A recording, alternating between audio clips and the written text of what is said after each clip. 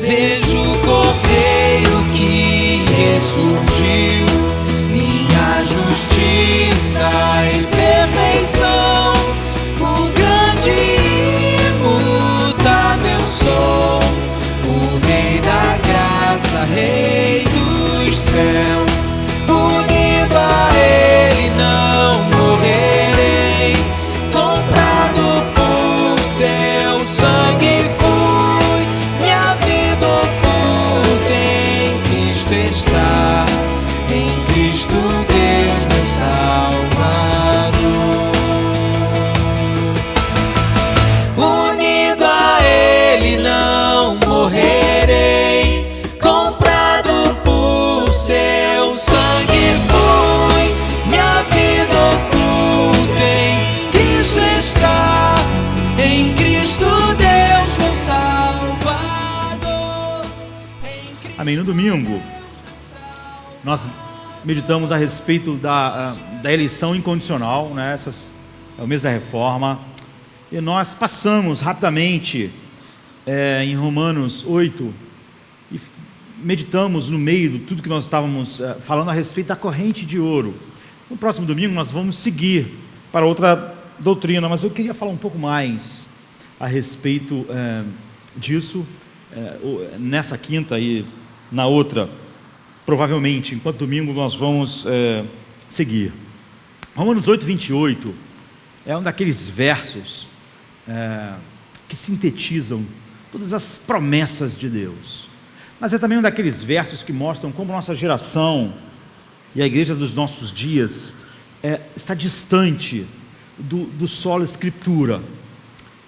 Quando isso acontece, nós podemos mencionar a Bíblia, mas ela é um amontoado de coisas desconexas, que tem uma mensagem que não revela mais a verdade de Deus.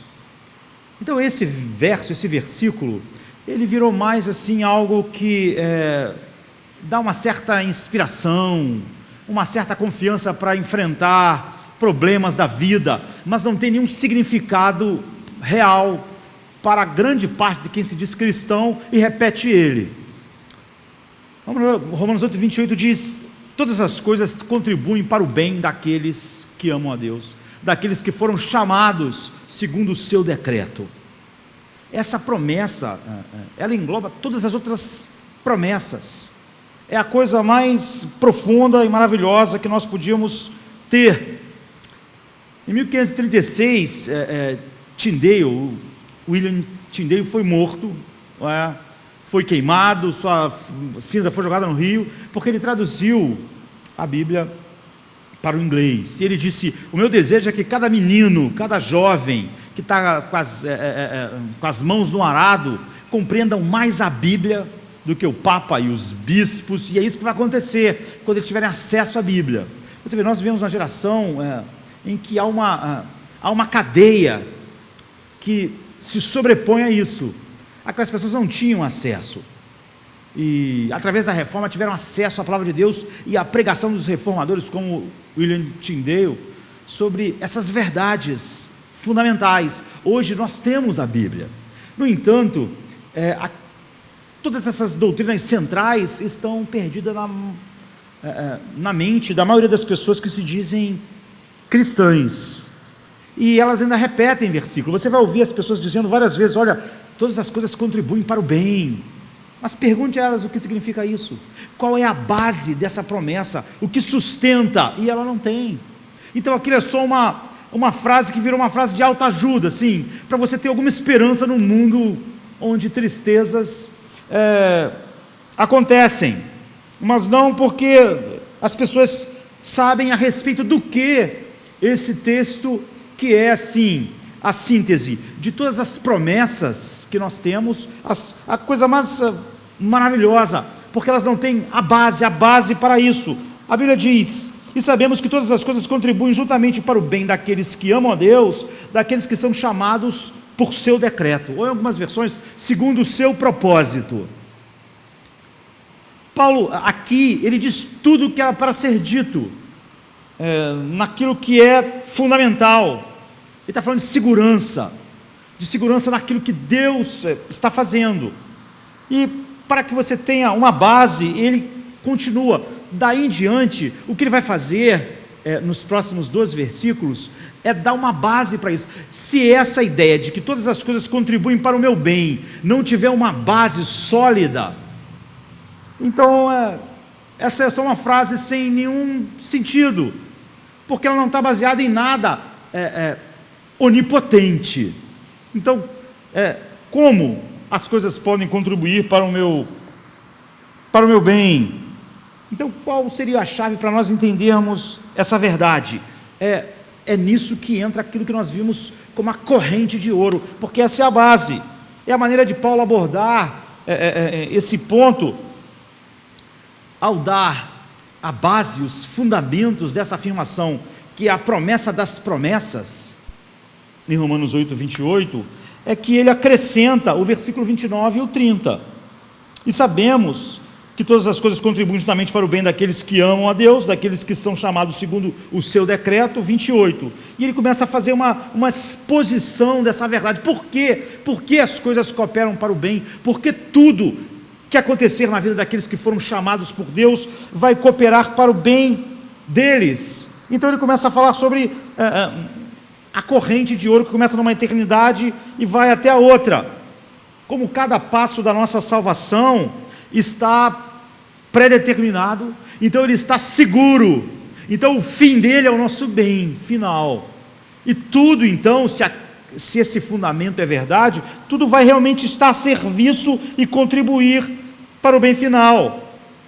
Então é por isso que Paulo, depois que ele vai explicar isso, ele começa a fazer algumas perguntas, se isso, Romanos 8, 28 é verdade, se Romanos 29 e 30, que é a base de Romanos 8, 28 é verdade, então, que diremos, pois, a estas coisas? Ele diz no versículo 31, no versículo seguinte, depois que a corrente de ouro é mostrada, que diremos, pois, dessas coisas? Se Deus é por nós, quem será contra nós? Depois daquela base, é isso que nós temos. Ou seja, a ideia naquela igreja, como nós, uma cultura hostil, num mundo que não ama a verdade, não era que aquelas pessoas simplesmente tivessem um sentimento de consolo. Não. Paulo mostra para eles e desenvolve os vários elos da corrente que vai levar todos os que estão em Cristo à glorificação. Esse é o bem que Paulo está falando. Tudo contribui para o nosso bem. O bem é a glorificação. Então Paulo dá essa base. Então Paulo nos leva até lá, e é o que nós vamos olhar com mais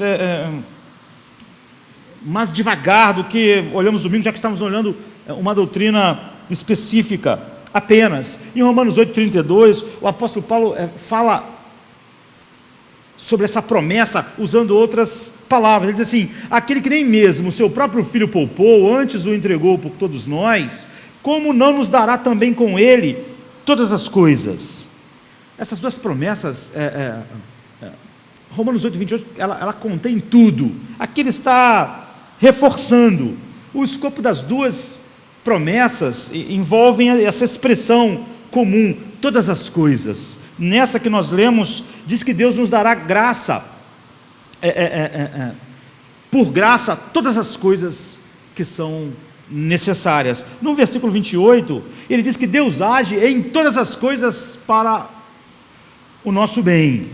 Então, você só pode compreender Romanos 8, 28, e não ser essa frase vazia da nossa geração, ao olharmos as bases que o apóstolo Paulo dá. Então, se nós não temos algo sólido, nada poderoso pode ser sustentado, como essa declaração de que todas as coisas cooperam para o nosso bem. Por exemplo, se nós pensarmos nas sequoias gigantes da Califórnia, Sierra Nevada, são os seres vivos, os maiores seres vivos que existem. Uma sequoia tem de 50 a 80 metros de altura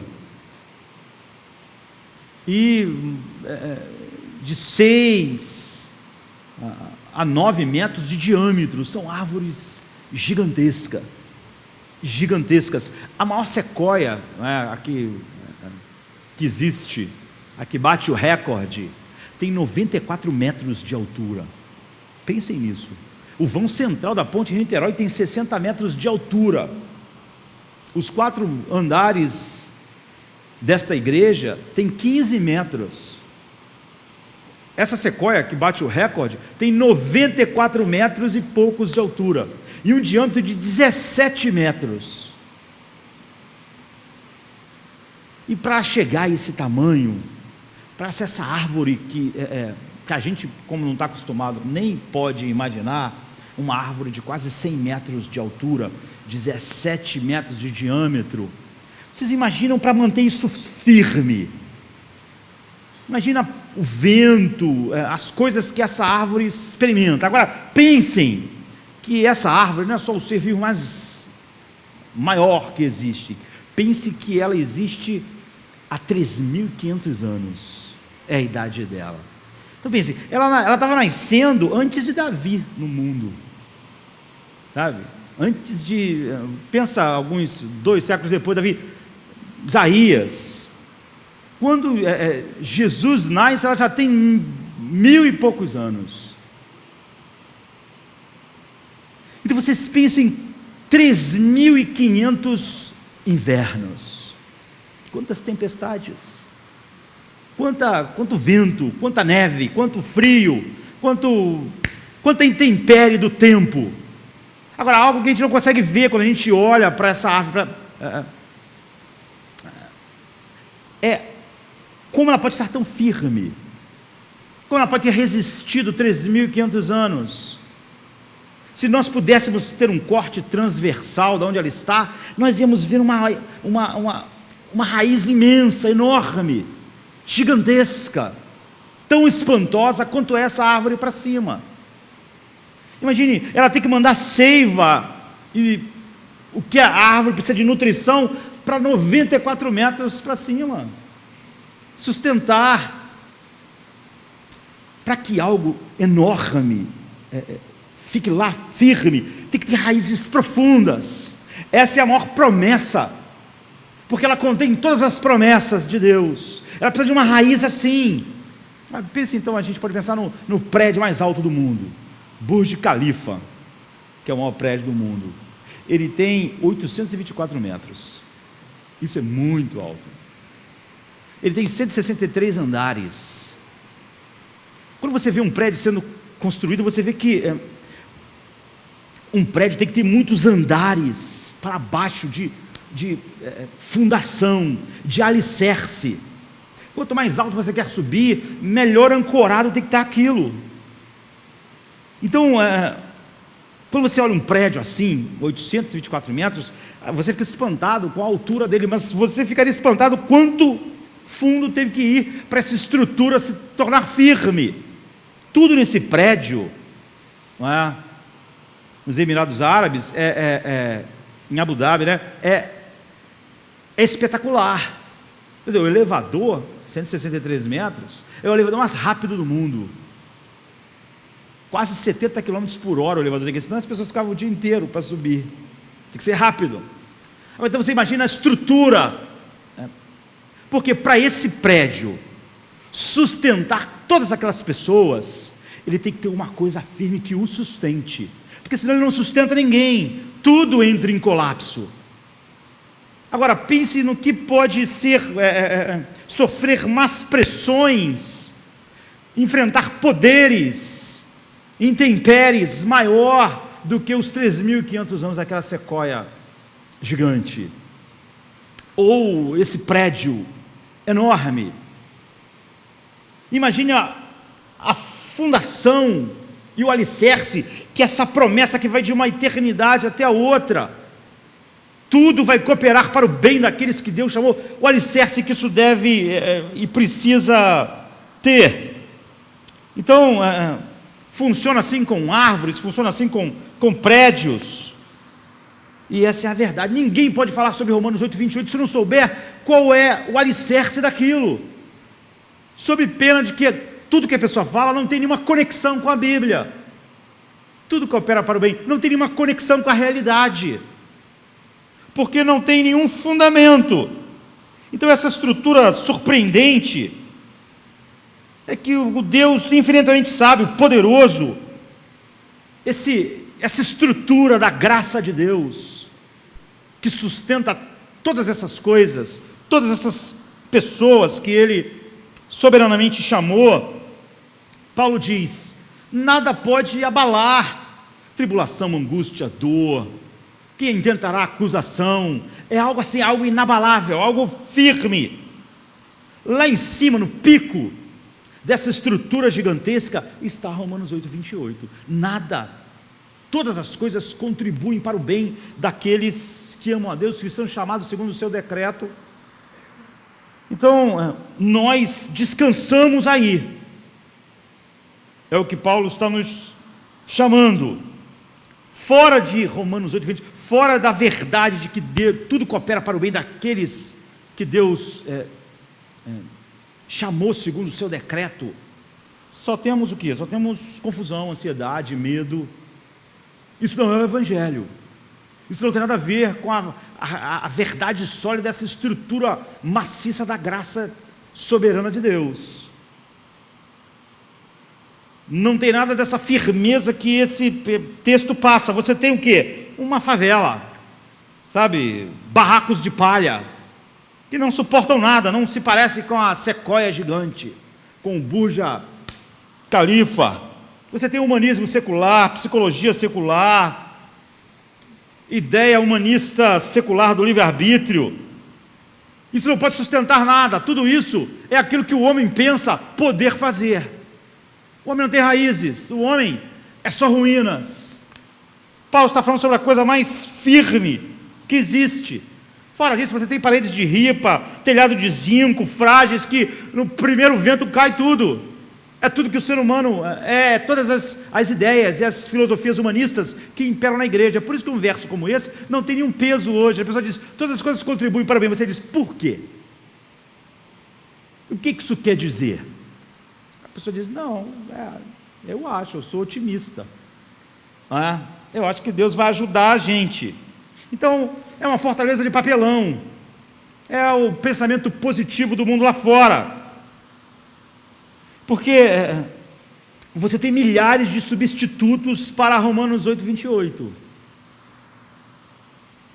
Fora de Romanos 28. Todos eles são assim, são nada. São castelos de areia, são areia movediça. Porque Romanos 28 tem por baixo, como estrutura, todas essas doutrinas da graça.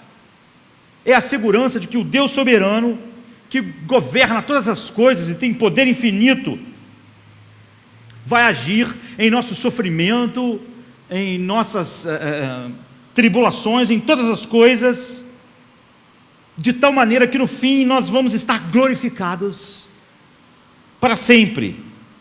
Então, essas são as pessoas mais firmes do mundo. Essas pessoas podem ser mortas, essas pessoas podem ser perseguidas, essas pessoas não são fortes, não são capazes, mas essas pessoas, Paulo pode dizer para elas, o que nos separará do amor de Cristo? Tribulação, perseguição, espada, alguma criatura, alguma potestade, algum principado? Nada nos separará. Quem nos acusará? Quem intentará acusação contra os escolhidos de Deus? Você vê, ele está falando sobre esses pilares, muito mais poderosos do que as raízes da sequoia gigante, do que os alicerces do Burj Khalifa. E essa coisa nós encontramos em Romanos 8:29 e 30, que é a explicação de Paulo porque Romanos 8:28 é verdade. Então, é o fundamento. Paulo diz uma verdade. Você pode descansar nela por causa do fundamento, e não por causa daquilo que você pode atribuir ao que foi dito. Um prédio daquele tamanho podia parecer muito impressionante para você, mas se ele não tivesse alicerce, ele cai. Uma sequoia pode ter um tamanho incrível, mas se ela não estiver ancorada com raízes tão profundas quanto ela está apontando para o alto, aquilo é uma tragédia. Então, depois que Paulo diz, todas as coisas contribuem para o bem daqueles que amam a Deus, daqueles que foram chamados pelo seu decreto, ele diz, por quê? Por quê? Os que dantes conheceu, a esses ele predestinou.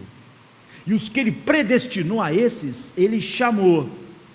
E os que ele chamou, ele justificou. Os que ele justificou, ele glorificou, que é o bem final.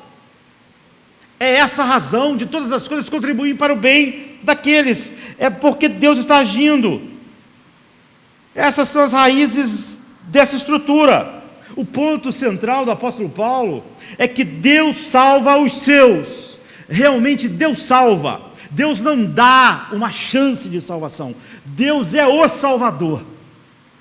Ele não abre uma porta de salvação. Ele não abre uma possibilidade. O que Paulo diz é que do começo ao fim, Deus age. É Ele que age. Ele é o agente. De forma decisiva. De forma infalível. De tal maneira que no fim, todos aqueles que Ele predestinou serão glorificados. É por isso que Paulo diz: todas as coisas cooperam para o bem dessas pessoas, porque Deus está agindo. O alicerce não tem nada a ver com homens, com o seu poder, com sua capacidade, com sua força, com nenhuma dessas coisas. Então o ponto da cadeia de ouro, porque a cadeia de ouro é o alicerce daquela promessa que contém todas as promessas. Tudo contribui para o bem. Por quê? Porque todos que ele conheceu são predestinados. Todos. E todos que são predestinados são chamados. E todos que são chamados são justificados. E todos que são justificados são glorificados. Então, o prédio está firme. A promessa de que tudo coopera para o bem está firme, não por causa de algo que um ser humano faça, mas por causa do que Deus faz. Ele está agindo. Esse é o alicerce.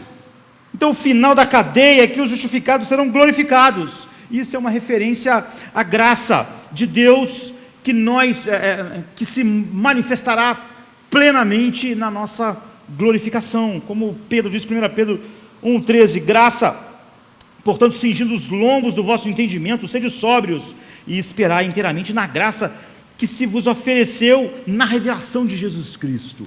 Essa graça na revelação, na visão beatífica, isso é a glorificação. Esse é o bem para o qual Paulo falou: todas as coisas vão cooperar para esse bem. Todas as coisas vão cooperar para a nossa glorificação. Quando ele vier e nos der, como 1 Pedro diz em 1 Pedro 5,4, a imperecível coroa de glória e glorificação. E aí nós brilharemos, como Jesus falou em Mateus 13,43, como o sol no reino do seu Pai. E nós seremos então conforme a semelhança de Cristo, em Romanos 8,29. Então, como diz Apocalipse 21,4, Ele apagará toda a lágrima dos nossos olhos, e já não haverá morte, nem choro, nem dor. E o próprio Deus estará conosco, e a alegria plena no desfrute de tudo que Ele será como diz o Salmo 16,11, far-me-ás ver a vereda da vida, na tua presença a fartura de alegrias, a tua mão direita a delícias perpetuamente. Então nós participaremos daquilo que Jesus chama em Mateus 25,21, a alegria do nosso Deus, a alegria do Senhor. Esse é o cumprimento final de Romanos 8,28.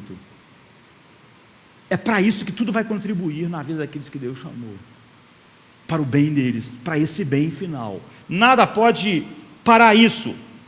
Então ser glorificado significa chegar à experiência final e eterna de ter Deus agindo por nós, do início ao fim, de maneira infalível, onipotente. Então o estar glorificado, que é o fim do verso 30, é o bem supremo que Deus está falando em Romanos 8,28. Porque todas as coisas cooperam para o bem daqueles que amam a Deus e que são chamados segundo o seu decreto. Por quê? Paulo vai explicar por que todas as coisas vão cooperar para o bem. Porque eles são assim, porque não tem nada a respeito dos homens que são chamados.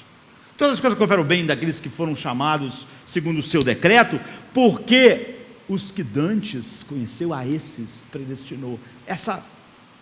A corrente de ouro é a estrutura. Então nós teremos essa semelhança, essa imagem final de Cristo, que dá a Cristo toda a glória e a Deus, e dá a nós a alegria infinita de para sempre desfrutarmos Deus em Cristo. Na verdade, esse versículo é o sumário de todas as doutrinas cristãs. É por isso que a ideia de que algumas pessoas dizem, não, porque nós, as doutrinas, essas são as doutrinas essenciais. Sem isso você não tem doutrina cristã, você tem outra coisa. Você pode usar um verso como Romanos 8, 28, todas as coisas que operam para o bem, como uma frase de autoajuda, sem base, sem estrutura, firme, eterna. Deus, o apóstolo, tudo que ele está fazendo, ele quer que a gente veja que o que importa, em última instância, é o propósito de Deus.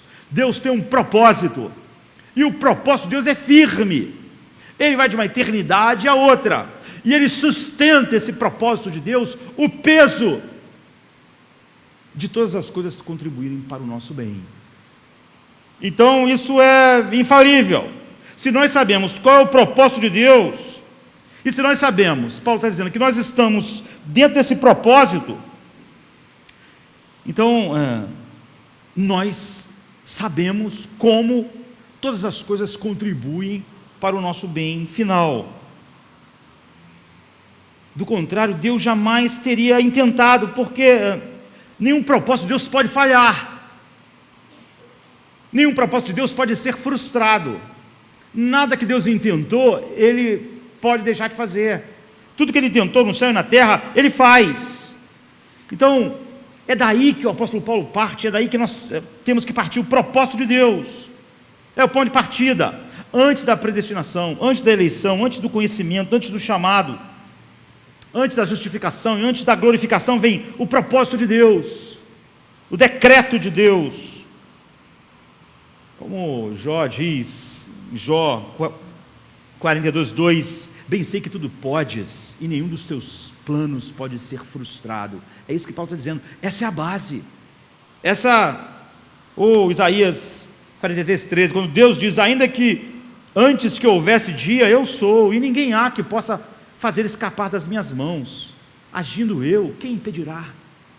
É por isso que Paulo vai encher de pergunta depois. Ele diz a base, a maior promessa, a promessa que contém todas as outras promessas, todas as coisas vão cooperar para o nosso bem.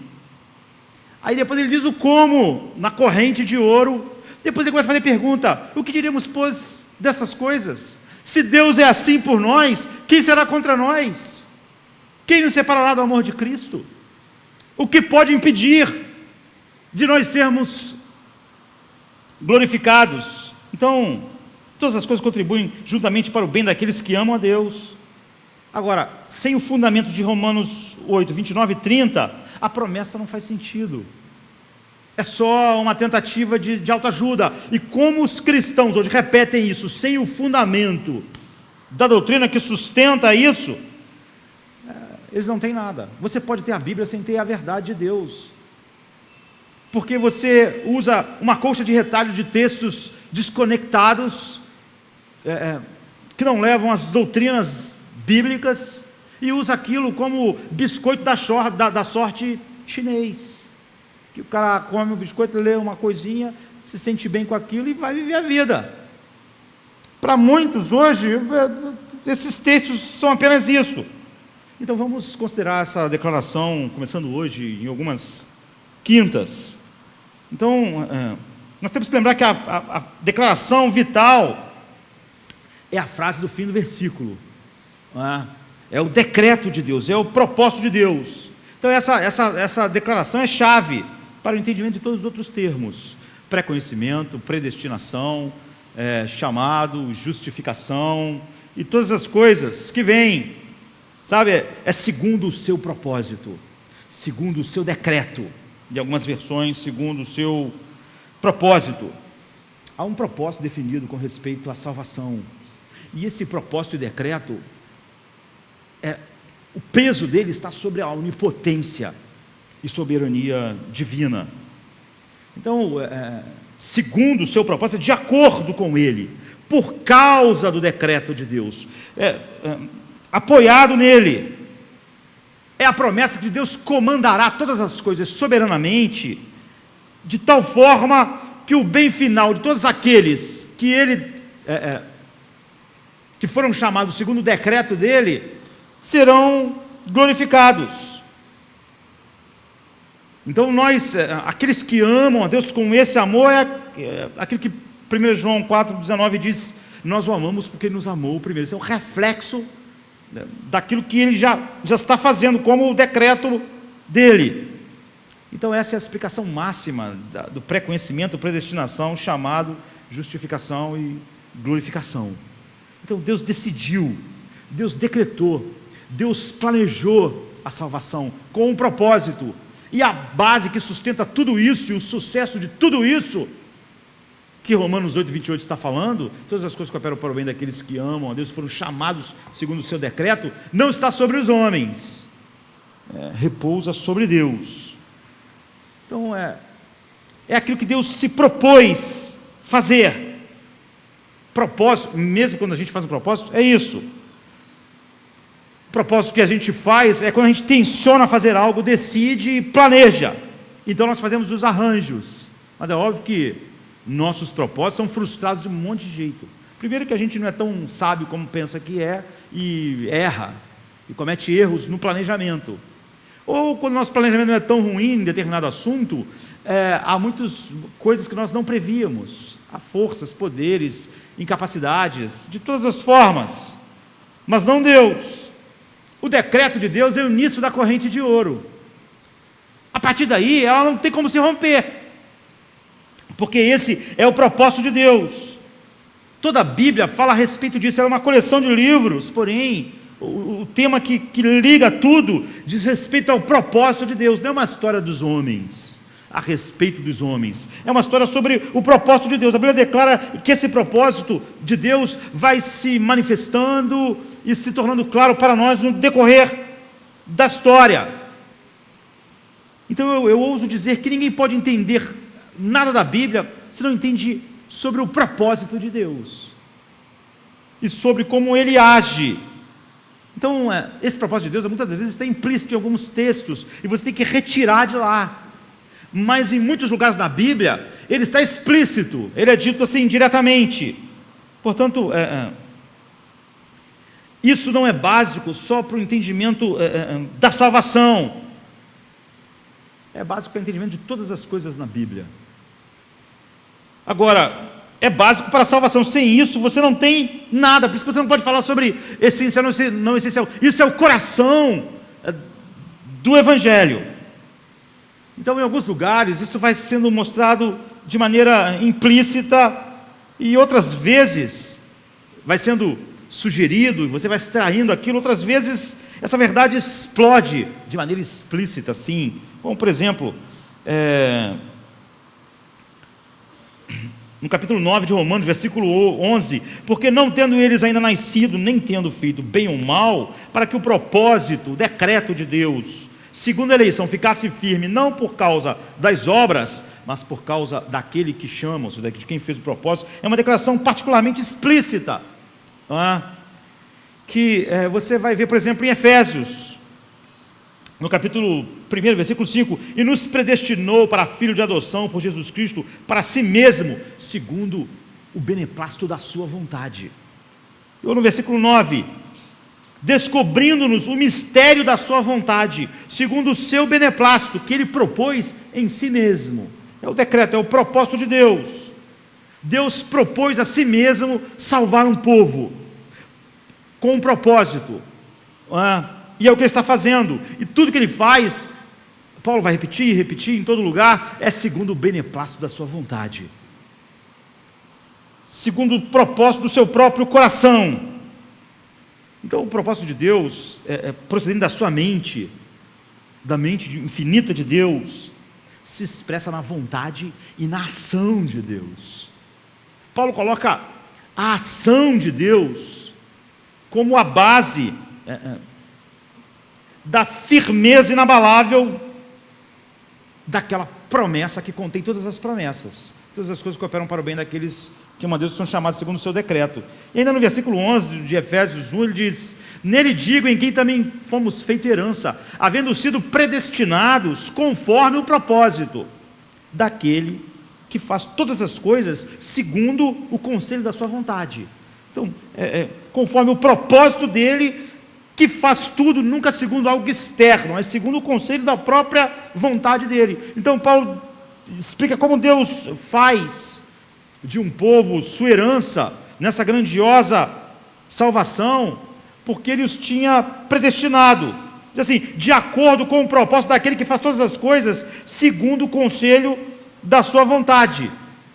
Outra declaração explícita, assim, está em 2 Timóteo, no capítulo 1, versículo 19, que ele diz que nos salvou e nos chamou com uma santa vocação, não segundo as nossas obras, mas segundo o seu propósito, o seu próprio propósito e graça, não segundo nada em nós, nada no homem que ele chama, mas tudo segundo o seu propósito, o próprio propósito e graça que nos foi dada em Cristo antes da fundação do mundo, ou em algumas versões, antes dos tempos eternos, ou antes dos tempos dos séculos. Então, essas declarações explícitas de Paulo dizem que Deus decidiu seguir certo curso de ação. Esse curso de ação de Deus é que é a estrutura que suporta, é que ele descreve em Romanos 8, 29 e 30, e que suporta o peso daquela promessa que contém todas as promessas, que é que tudo cooperará para o bem final, que é a glorificação, fim do versículo 30. E o segundo ponto é que foi formulado esse propósito de salvação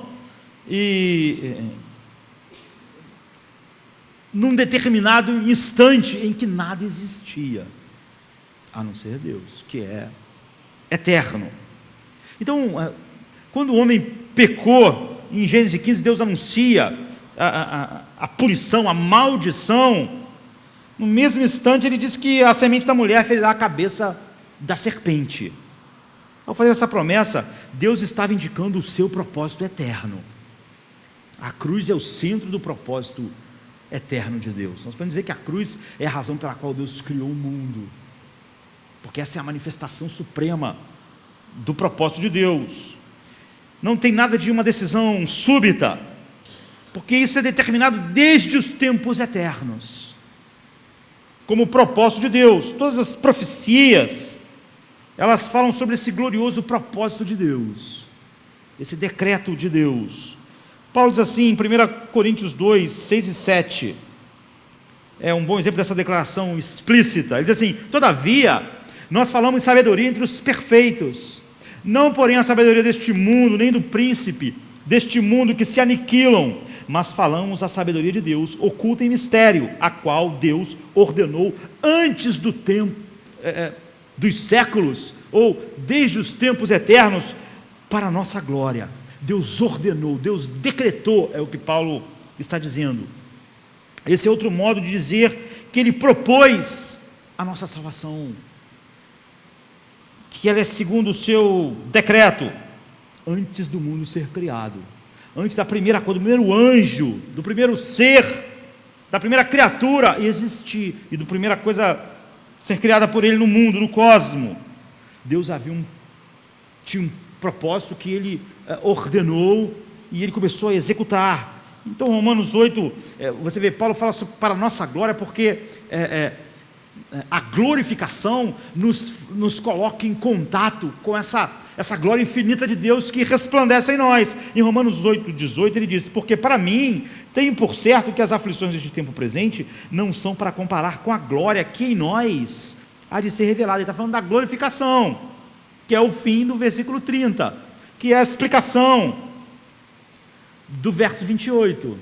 Depois você vai ver que Paulo vai escrever 3 capítulos só para dar sustentação e responder a perguntas que poderiam vir da afirmação do Romanos 8, 28, da explicação que ele dá nos versículos subsequentes. Depois vai surgir questionamentos, então Paulo responde todos, para deixar claro esse propósito de Deus.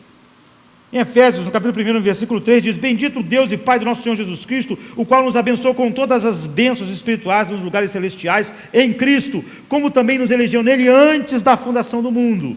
declaração que corresponde ao que ele falou em 2 Timóteo 1,9. E essa ênfase está também numa declaração do apóstolo Pedro, no capítulo 1, da primeira epístola, no versículo 20, o qual, na verdade, foi pré-ordenado antes da fundação do mundo, mas foi manifestado nesses últimos dias, por amor da igreja. Assim, tudo que aconteceu com Cristo é pré-ordenado. Esse é o propósito de Deus. Não há nenhum pensamento posterior. Lá, na eternidade, a outra, o propósito de Deus está sendo executado por Ele mesmo. Em Apocalipse 13:8, diz assim: estão escritos no livro da vida do Cordeiro que foi morto desde a fundação do mundo. Então, na verdade, aqui você pode dizer, o Cordeiro foi morto desde a fundação do mundo, ou eles estão escritos as duas coisas, porque um monte de outros textos na Bíblia falam sobre a mesma coisa. São declarações explícitas na Bíblia em todo lugar. Então é importante salientar que a queda do homem não acrescentou nada no plano de Deus, ela faz parte do decreto de Deus. Não há pensamentos posteriores. O plano de salvação foi concebido nos tempos eternos, e não há nenhum pensamento posterior de Deus. É óbvio que um monte de desvios e heresias entrou na igreja e se tornou popular ao se perder o propósito de Deus. E hoje em dia ainda muitas delas são ensinadas abertamente. Por exemplo, as pessoas ensinam que Deus trata os filhos de Israel de uma maneira experimental, sabe? E foi tratando com eles experimental, de uma maneira empírica, e foi vendo que, tentando isso e aquilo, e foi ajustando as coisas. São essas pessoas que há muito tempo abandonaram o solo da Escritura, que só pensam dela algumas coisas e compõem o resto, depois que pensaram algumas coisas que interessavam, com humanismo secular. Por exemplo, eles dizem que Deus deu a lei aos filhos de Israel como um possível modo de salvação. Há muitos cristãos que acham que no Antigo Testamento as pessoas eram salvas de uma outra forma, como se alguém pudesse ser salvo fora de Cristo. Muitos cristãos acham que a lei foi dada como meio de salvação, que realmente, se Deus deu a lei, alguém poderia obedecer a lei, não, a lei foi dada para mostrar a nossa depravação, para que o pecado abundasse. Deus deu os 10 mandamentos, não é para que alguém obedecesse os mandamentos e fosse salvo. É impossível alguém ser justificado pela lei, é o que a Bíblia diz, é o que o apóstolo Paulo diz em Romanos. Ninguém será justificado diante dele pelas obras da lei, só um homem foi justo diante de Deus, Cristo, a exceção em todos os homens. A lei condena todos os homens. A lei não foi dada como um meio de salvação, mas para mostrar nossa depravação, como em nossas intenções, desejos, cobiças, mente. Nenhum ser humano sequer se parece com Deus ou ama o que Deus ama, e que naturalmente é o oposto. Então, dessa maneira, as pessoas achavam que no Velho Testamento algumas pessoas podiam ser salvas de um jeito, e depois as pessoas agora passaram a ser salvas em Cristo. Eles acham que Davi foi salvo não em Cristo, não pela graça, não sendo justificado pela fé. Isso, de maneira espantosa, se tornou o que muitos cristãos acreditam. Há uma Bíblia conhecida que tem comentários, que ela diz abertamente em seus comentários, certa vez até há uma coisa engraçada sobre isso. É muito perigoso Bíblia que tem coisas escritas juntas com o texto, porque as pessoas costumam dizer, a ler aquelas anotações todas que vem na Bíblia, como se aquilo fosse a Bíblia. Então, certa vez eu estava viajando e alguém disse assim: o que você acha da Bíblia com as anotações de Lutero? A pessoa só me fez uma pergunta assim, e eu respondi assim: olha, eu não vi a Bíblia, ela pode ser boa, a questão é que eu acho que Lutero não ia gostar dela, porque Lutero expressamente diz que não se devia colocar nada junto com o texto bíblico no mesmo livro, para não confundir a cabeça de ninguém, de achar que aquilo que está escrito do lado faz parte da Bíblia. Aí a pessoa disse: eu comprei uma para te dar. Eu fiquei totalmente sem graça.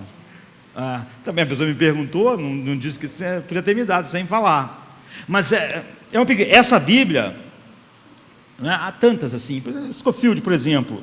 Então, diz sem vacilação que Deus enviou o Filho ao mundo e que o plano dele, mesmo depois que mandou o seu Filho ao mundo, mudou. Essas notas asseveram que o Filho de Deus pregou o reino e que se os judeus tivessem crido em Jesus como Messias, então teria se concretizado e haveria necessidade da morte de Cristo. Ou seja, acredita realmente que alguém os ensinos de Cristo podem... um homem podia seguir a Cristo, os ensinos de Cristo, e ser salvo. Mas não, toda a verdade que Cristo proclama é a lei. Aquilo condena todo mundo. É por isso que Pedro um dia disse para Jesus assim: não morra, não vai para Jerusalém. Jesus disse: para trás de mim, Satanás. Ele está dizendo para Pedro assim: Pedro, me seguir não vai te salvar. Andar comigo aqui, para lá e para cá, quando tu morrer, tu está perdido. Se não houver o sangue da propiciação sobre a maldição da lei que está sobre você, você está perdido. Ou eu vou para Jerusalém e morro, ou vocês estão perdidos. Não há nada que vocês possam fazer que façam vocês um pouquinho aceitáveis diante de Deus. Vocês estão debaixo da mesma condenação. Sem o derramamento do meu sangue, não há remissão de pecados, não há propiciação para o pecado de vocês.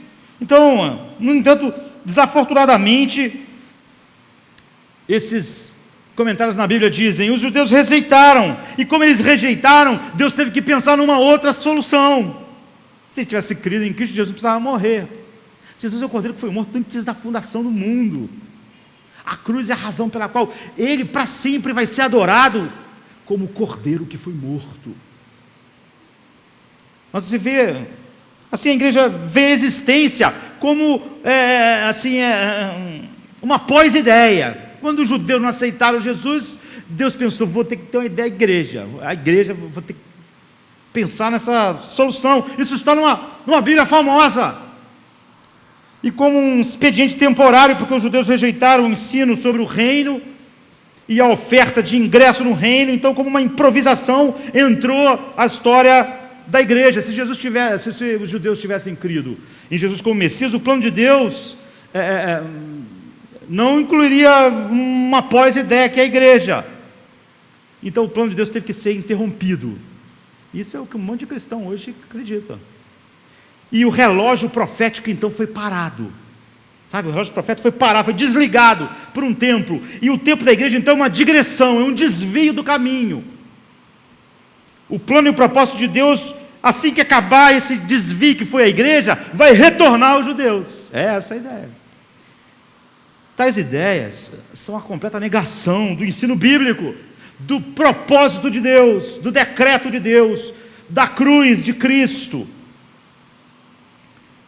E eles representam esse ensino conhecido como dispensacionalismo.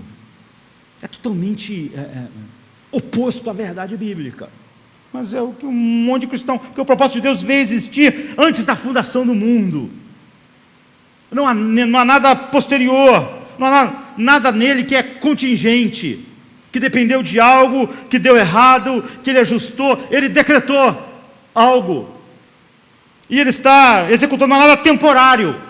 Não há nenhum desvio, não há nada contingente, não há nada no plano de Deus que veio existir porque um homem agiu de maneira tal, porque o outro homem agiu de maneira tal, ou um anjo agiu de maneira tal. Não há nada sobre isso. O próximo ponto que chama a nossa atenção, o tempo passa rápido, né? É o agente por cujo meio o propósito de Deus é feito. Não sou eu, não é você. Não somos nós. É por isso que aquela estrutura, aquela bênção, todas as coisas que operam para o bem daqueles que amam a Deus, estão firmes, por causa da corrente de ouro, que o agente dela não somos nós, não é a igreja, não é Paulo, não é Pedro, não é João, não é Josemar, não é Paulinho, não, o agente não é nenhum de nós. Então o agente cujo meio o propósito de Deus é posto em execução de maneira evidente, e Paulo quer deixar isso bem claro para nós, é o próprio Deus, não o homem. Então, 5 vezes na declaração de Paulo aos Romanos, ele diz que Deus é quem age, Deus é quem age. Sabemos que todas as coisas contribuem juntamente para o bem daqueles que amam a Deus, daqueles que são chamados por seu decreto. Essa é a declaração, essa é a bênção. Por quê? Porque os que dantes conheceu, quem conheceu? Deus, também os predestinou. Quem? Deus. Para serem conforme a imagem do seu Filho, a fim de que ele, o Filho, seja o primogênito entre muitos irmãos. Aí vem a corrente toda. E aos que predestinou, a esses, Deus predestinou. Aos que ele predestinou, ele chamou. E aos que ele chamou, ele também justificou. E aos que justificou, a esses ele também glorificou. Quem fez tudo? Deus. Essa é a estrutura que aguenta o prédio, sabe? O Buja Calife da salvação, a sequoia gigante, a raiz que sustenta tudo. É por isso que ela não tomba, é por isso que ela não cai, é por isso que tudo coopera para o bem daqueles que amam a Deus. Deus mesmo não somente planejou o propósito e teve uma ideia na sua mente e dele se iniciou. Em última análise, Deus está conduzindo, está pondo em operação cada um dos pontos do seu decreto do início ao fim. É só por isso que tudo coopera para o bem daqueles que amam a Deus. Senão, desmoronava. Se isso tudo se apoiasse em alguma coisa que não fosse Deus, fosse um homem, tudo despencava, tudo caía. É por isso que Paulo faz essas perguntas. Quando ele chega no 31, depois que ele explicou qual é a base, a sustentação do versículo 28, quando ele chega no 31, ele diz: que diremos, pois, dessas coisas? Se essa corrente de ouro é verdadeira, se é Deus executando o seu propósito do início ao fim, para que todas as coisas cooperem para o nosso bem, que diremos, pois, dessas coisas? Se Deus é por nós, então quem será contra nós? Se Deus é o agente, então quem vai impedir? Quem vai parar o processo? É por isso que começa numa eternidade e acaba na glorificação. Não há nada contingente. Ele diz assim, no 33 e 34, ele continua fazendo isso: quem fará alguma acusação contra os escolhidos de Deus? É Deus que os justifica. Quem os condenará? Ou no 35, quem nos separará do amor de Cristo? Será a tribulação, ou a angústia, ou a perseguição, ou a fome, ou a nudez, ou o perigo, ou a espada? Em todas essas coisas somos mais do que vencedores. Ele começa no 37, por meio daquele que nos amou, por Ele, porque Ele está agindo. Pois estou convencido de que nem a morte, nem a vida, nem os anjos, nem os demônios, nem o presente, nem o futuro, nem qualquer poder, nem a altura, nem a profundidade, nem qualquer outra coisa na criação, incluindo nós, é óbvio, será capaz de nos separar do amor de Deus que está em Cristo Jesus nosso Senhor. Então, você vê, tudo começa em Deus Pai, tudo para a glória e manifestação. Todo esse plano é um dom do Pai para o Filho. Mas você vê, o iniciador disso tudo é o Deus Pai, e toda a Trindade está trabalhando, mas o plano, o decreto é do Pai. Isso precisa ficar claro para nós. Esse é o propósito eterno do Pai. Todo propósito é um dom dele para o Filho, mas enfaticamente esse é o seu propósito. É por isso que o apóstolo Paulo fala concernente à vinda de Cristo, nascer aqui, ele diz assim: vindo à plenitude dos tempos, o Senhor Jesus veio do céu à terra. Ou então em Gálatas 4 e 5, Deus enviou o seu Filho, nascido de mulher, o Pai enviou, porque esse é o plano dele, nascido sob a lei, para remir os que estavam debaixo da lei. Foi o Pai que enviou o Filho. Menos ainda a gente pode olhar para Jesus, como muitas pessoas veem, e fazendo um olhar como se o Deus do Velho Testamento fosse diferente do Deus do Novo Testamento, como se Jesus tivesse vindo com o intuito, ou com um plano de persuadir o Pai a perdoar. Não. Não é como se o Deus do Velho Testamento era um Deus duro, é o Pai. Mas o Deus do Testamento é Jesus, é um Deus de amor, assim, o amor. As pessoas veem uma diferença, não é, entre o Pai e o Filho, o que é espantoso. Não é? É um Deus. Mas na verdade, o erro se expande assim, porque tudo no Novo Testamento é o que Deus decretou. Ele é quem enviou o seu filho não veio para tentar convencer o pai a fazer algo, Deus enviou o seu filho, porque ele é o Deus no qual repousa todas essas coisas, a tal ponto que tudo redunda no bem final do propósito dele. Então foi o pai que enviou o filho para realizar tudo que realizou e ainda realiza. E o pai, a Bíblia diz em Romanos 8,32, que é a outra promessa semelhante ao 28, nem mesmo o seu próprio filho poupou, antes o entregou por nós. Pelas Escrituras nós ficamos sabendo de algo a respeito da agonia de Cristo, a vergonha de Cristo, o ser cuspido, a coroa de espinho, se esvaziar, se tornar um homem e tudo mais. Mas nós não podemos imaginar o que tudo significou para o pai. A Bíblia diz, aquele que nem mesmo o seu próprio filho poupou, antes o entregou por todos nós, como não nos dará com ele todas as coisas? Paulo está afirmando aquilo que ele tinha dito, ou seja, a ênfase em última instância é tudo sobre o pai. Ele igualmente enviou o filho, e o filho, por causa disso, então, com o pai envia o Espírito para aplicar aquilo que o filho fez. Ou seja, o plano eterno de Deus vai se desenvolvendo, mas sempre suportado na ação do próprio Deus.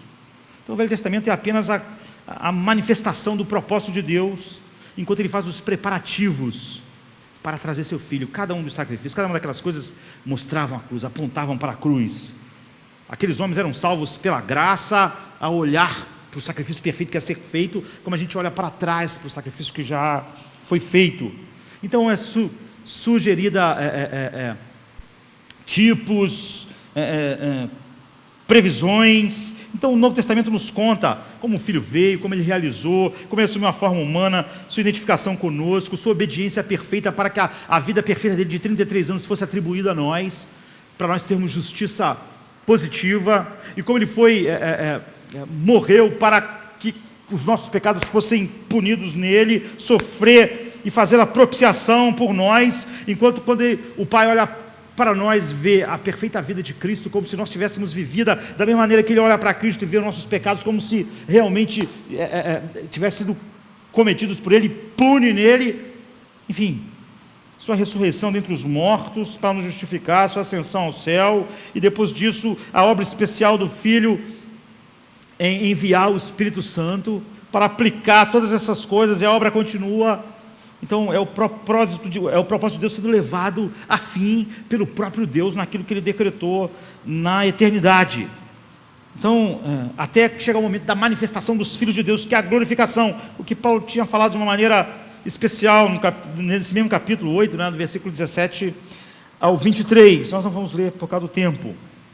Então, o primeiro será a manifestação do Filho, seguida da nossa transformação em sua glória, inclusive os nossos corpos, mas tudo isso é o propósito do Pai.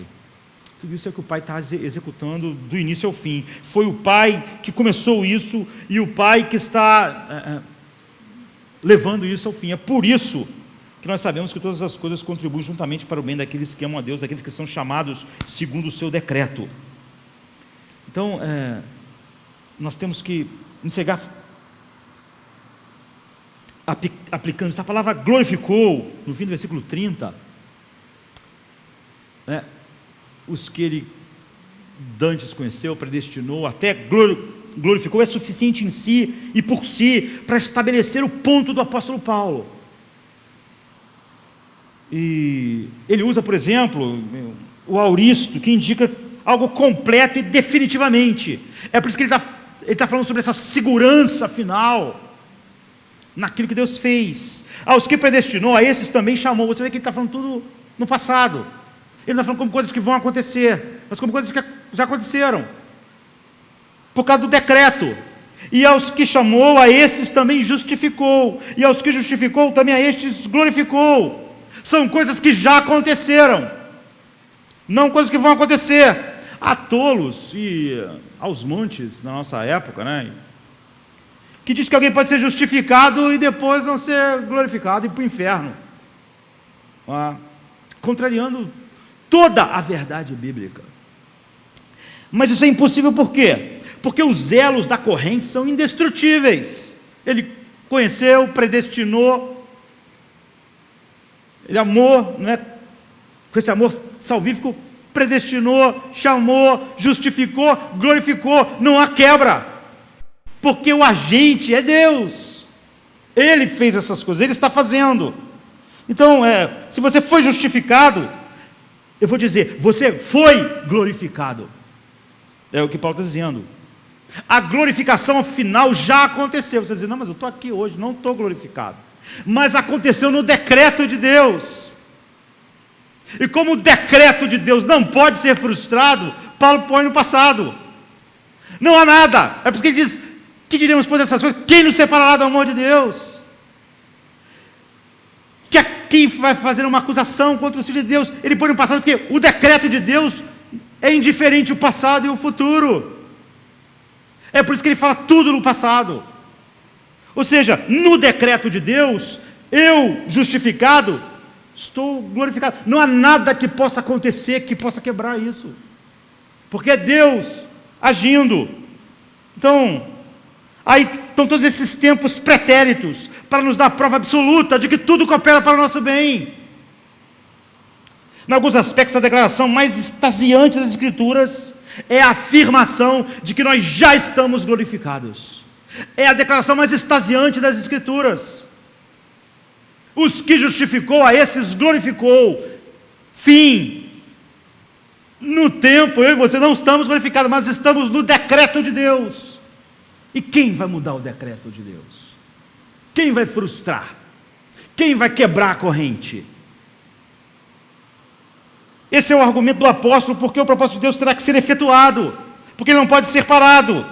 É por isso que quando ele sai do 30, onde ele diz que nós já estamos glorificados, por causa do decreto, no 31 ele diz, que diremos por dessas coisas? O que nós vamos falar dessa base, para aquela afirmação de que tudo coopera para o nosso bem?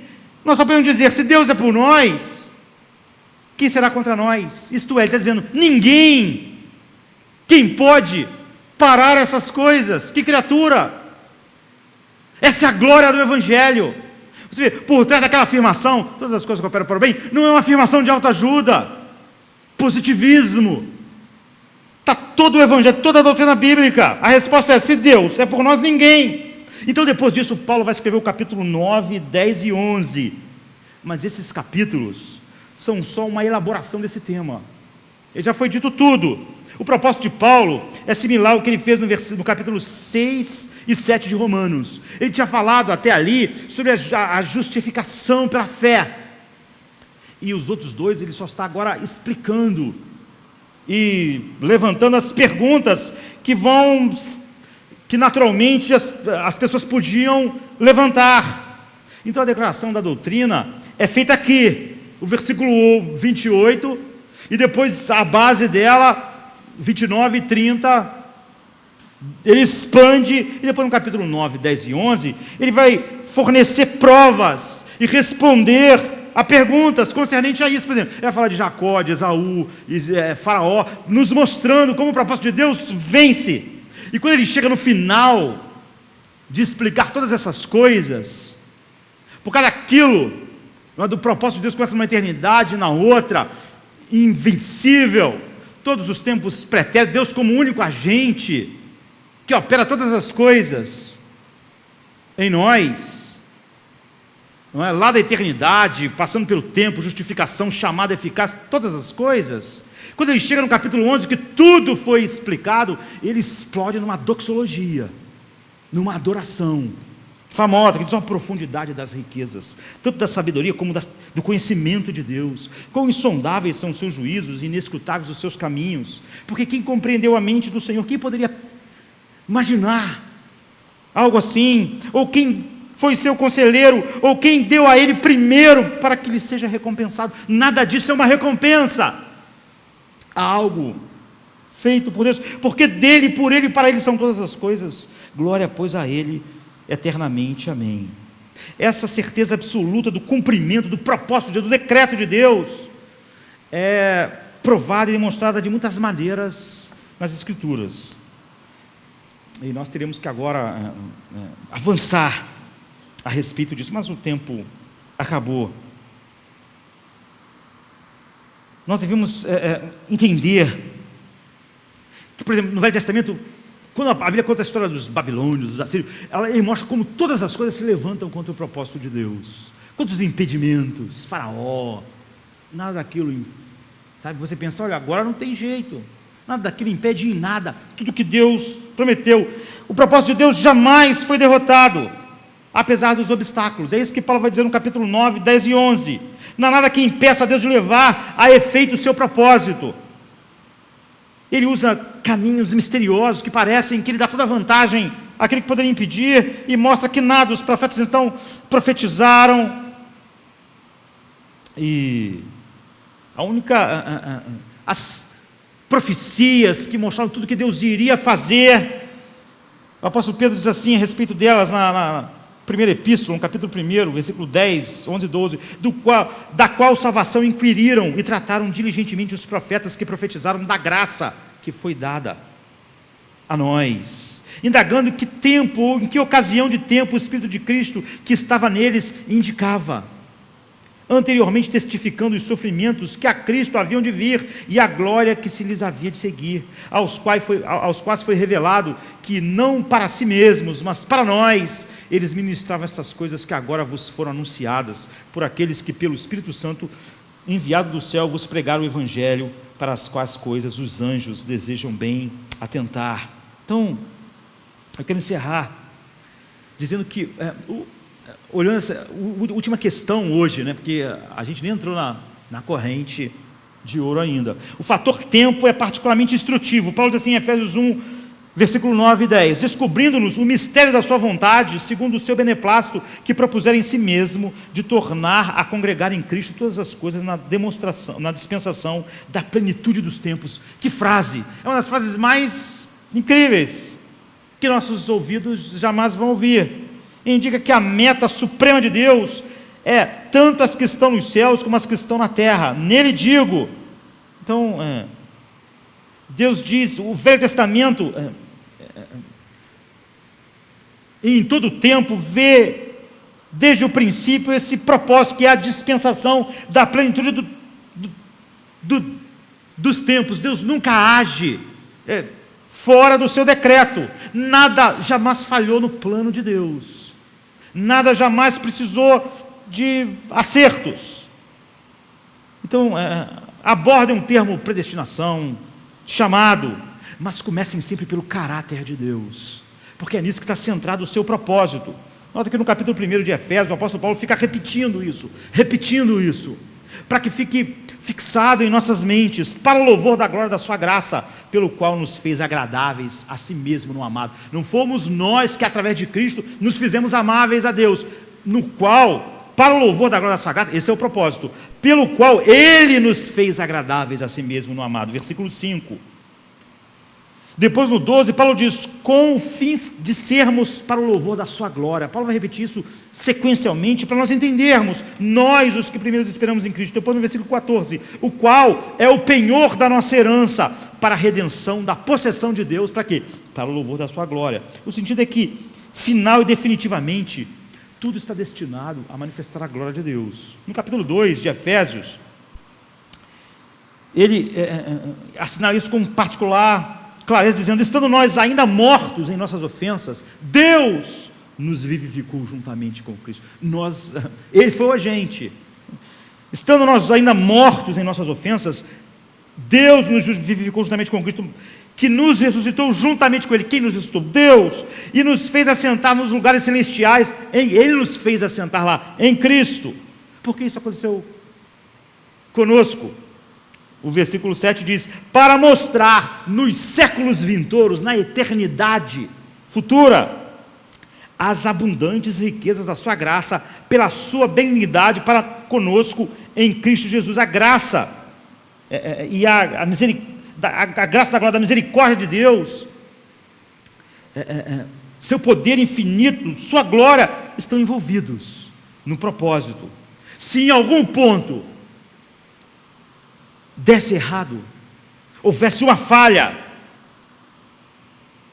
haveria censuras à infinita sabedoria e sua glória que planejou isso. Mas isso é exatamente Não vai acontecer, porque tudo isso foi feito para que nos séculos vindouros ele mostrasse a glória do seu propósito eterno e da sua graça. Então, outra declaração referente ao tema em foco tem Efésios 3, 9 e 10, que diz: e demonstrar a todos qual seja a dispensação do mistério que desde os séculos esteve oculto em Deus, que tudo criou. Para quê? Esse é o objetivo. Agora, pela igreja, ou por meio da igreja, por meio do que ele está fazendo naqueles que ele chamou, a multiforme sabedoria de Deus seja conhecida dos principados e potestades no céu. A olhar para o plano de Deus, todo o céu, toda a criação veja essa glória infinita, a multiforme sabedoria de Deus, através da igreja, do que ele fez em Cristo em nós. A multiforme sabedoria de Deus.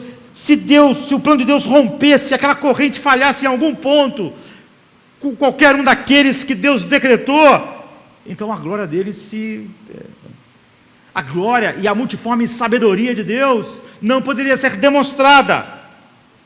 Ou seja, o caráter de Deus está envolvido no propósito, e o propósito dele tem a ver com ele mesmo. Por isso que 1 Coríntios 15, 28 diz: e quando todas essas coisas lhe estiverem sujeitas, quando tudo for sujeito ao Filho pelo Pai, então também o Filho se sujeitará àquele que todas as coisas lhe sujeitou, para que Deus seja tudo em todos. Deus começou, Deus terminou. É o propósito de Deus. Então a certeza da construção, da consumação final é resultado pela expressão segundo o, por causa o, de acordo com o que? O propósito de Deus, o plano de Deus, a resolução de Deus, a vontade de Deus. Quando Deus decide fazer algo, Ele realiza.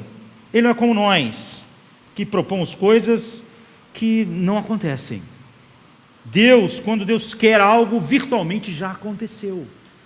Mesmo as coisas que ainda vão acontecer, como a nossa glorificação, é falado no passado, porque não há nada além dele para impedir o que ele está fazendo. Essa é a base daquilo.